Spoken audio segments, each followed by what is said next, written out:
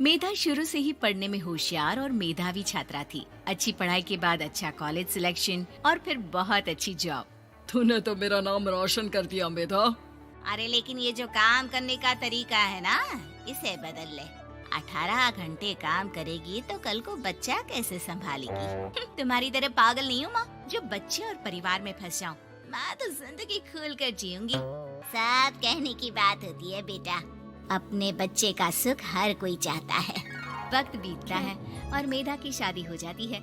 शादी के कुछ सालों में ही मेधा एक सुंदर से बेटे की माँ बन जाती है। अरे यार, मेरी मैटरनिटी लीव खत्म हो रही है, क्या करे? माँ भी नहीं आ सकती, कैसे मैनेज करूँ? ऐसा करते हैं, इसके लिए एक केयर टेकर रख लेते हैं, वो देखा करेगी इसे। मेधा को पति की बात जंच जाती है और वो केयर टेकर की तलाश शुरू कर देती है। एक दिन उन लोगों के घर एक महिला आती है जो दिखने में पढ़ी लिखी लगती है। जी, क्या काम है आपको? मैम, मेरा नाम स्नेहा है। आपका एड देखा केयर टेकर का, क्या मैं आपके यहाँ काम कर सकती हूँ? हाँ, क्यों नहीं, लेकिन आप तो अच्छे घर की लगती हैं, फिर नौकरी क्यों?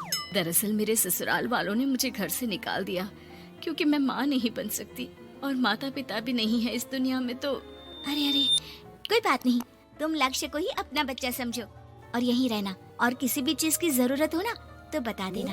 नेहा खुशी खुशी लक्ष्य को संभालने लगती है। रात को जब मेधा घर पर आती है, अरे क्या बात है स्नेहा, तुमने खाना नहीं खाया क्या? अरे दीदी, आपका बेटा टाइम दे तब ना। अरे तो जब वो सोता है तब खा लिया करो। तब तो मैं इसके पास ही बैठी रहती हूँ। कोई मच्छर या कीड़ा काट ले लक्ष्य को तो अब आप पकड़ो, मैं खाना खा लेती हूँ। स्नेहा वहाँ से चली जाती है। बहुत ही अच्छे से ख्याल रख रही है ये लक्ष्य का। मेधा, इतना तो शायद तुम भी ध्यान नहीं देती। मेधा को पति की बात बुरी तो लगती है लेकिन कुछ नहीं कहती। धीरे धीरे स्नेहा मेधा और उसके पति के साथ बाहर भी जाने लगी। सुनो, स्नेहा को भी बाजार ले चलते हैं, वो क्या है ना, लक्ष्य को देख लेगी जब तक मैं शॉपिंग कर लूंगी। हाँ चलो, वैसे मैं चाह रहा था कि लक्ष्य को लेकर हम दोनों ही चलते। क्या यार, तुम तो फ्री में इमोशनल हो जाते हो, कितना देख लेंगे हम दोनों मिलकर, ले चलो उसे। कार से निकलकर मेधा और लक्ष्य रोड क्रॉस कर रहे थे कि सामने से कार आ जाती है। मेधा का ध्यान नहीं होता लेकिन स्नेहा तुरंत लक्ष्य को मेधा से छीन लेती है। मेधा गिर जाती है और कार मेधा को छूकर निकलती है, जिससे मेधा को खून आ जाता है। पति मेधा को हाथ देकर उठाता है। स्नेहा लक्ष्य को लेकर गले लगाई रहती है। थैंक्स स्नेहा, मैंने तो ध्यान ही नहीं दिया था कि कार आ रही है। स्नेहा का गुस्सा मालकिन पर टूट पड़ता है। अरे कैसी माँ है आप, अगर आज कुछ लक्ष्य को हो जाता तो मैं आपको कभी माफ नहीं करती। छोटा सा बच्चा है, उसे चोट लगती है तो पता है कितनी तकलीफ होती है। पति भी स्नेहा को देखने लगता है कि उसे क्या हो गया। मेधा को स्नेहा पर काफी गुस्सा आ जाता है। घर आकर कहती है, देखो स्नेहा, माना तुम लक्ष्य को बहुत प्यार करती हो, लेकिन वो मेरा बेटा है, मैं कभी जानबूझकर उसके साथ बुरा नहीं कर सकती, समझी? मुझे माफ कर दीजिए, मैं लक्ष्य को लेकर कुछ ज्यादा ही सेंसिटिव हो चुकी हूँ। मैं ध्यान रखूंगी कि आगे से ऐसा ना हो। मेधा का मन स्नेहा से अब हटने लगा था।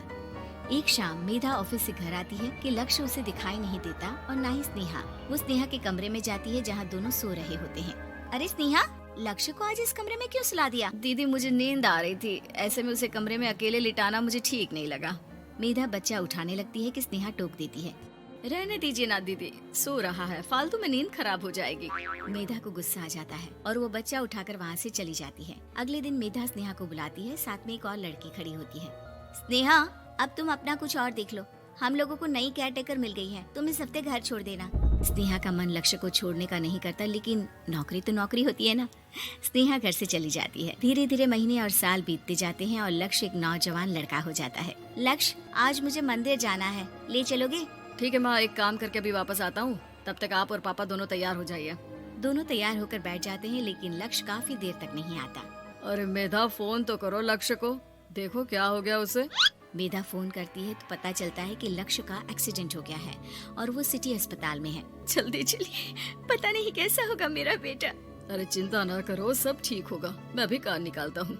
दोनों मियाँ बीवी अस्पताल पहुँचते हैं जहाँ वो लोग देखते हैं कि लक्ष्य बिस्तर पर पड़ा होता है। एक महिला इन्हें यहाँ लेकर आई है, वो वहाँ बैठी है, लेकिन फिलहाल तो आप लोगों को इनके लिए किडनी का प्रबंध करना होगा। एक्सीडेंट में इसकी किडनी डैमेज हो गई है। मेरी ले लीजिए डॉक्टर साहब, मेरे बेटे को बचा लीजिए। नहीं नहीं, आप माँ हैं, आपकी नहीं ले सकते, पिता की भी नहीं। आप किसी रिलेटिव या दोस्त से पता कर लें और हाँ, थोड़ा जल्दी करें क्योंकि देर होने से मामला बिगड़ सकता है। मेधा बैठकर रोने लगती है कि वहाँ डॉक्टर आ जाते हैं। जिस औरत ने आपके बेटे को यहाँ भर्ती कराया था वो अपनी किडनी आपके बेटे को देना चाहती है। हाँ? कौन है वो? कहाँ है वो? तभी वहाँ स्नेहा आ जाती है। स्नेहा तुम? मैं लक्ष्य को पहचान नहीं पाई थी, लेकिन आप लोगों को देखकर समझ गई कि ये लक्ष्य है, इसलिए वापस आ गई। मैं अपनी किडनी आपके बेटे को देना चाहती हूँ। मेरी अपनी तो कोई औलाद नहीं, लेकिन लक्ष्य में मैंने हमेशा अपना बच्चा देखा। तुम धन्य हो स्नेहा, जो इतने साल में भी लक्ष्य को भूल नहीं पाई। सही मामले में तो वो तुम्हारा ही बच्चा होगा, क्योंकि जन्म भले ही मैंने दिया हो, लेकिन आज तुम उसकी जिंदगी बचा रही हो।